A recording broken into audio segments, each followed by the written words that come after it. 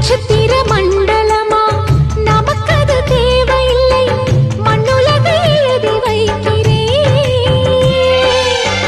மடியில் விருந்து வைக்கிறேன் இலையிட்ட விருந்திலே ஆறு சுவைதான் இளமையில் விருந்திலே நூறு சுவைதான் இதில் காமம் பாதி காதல் பாதி கவிஞர் நமக்கு சொன்னதுதான் தென்றல்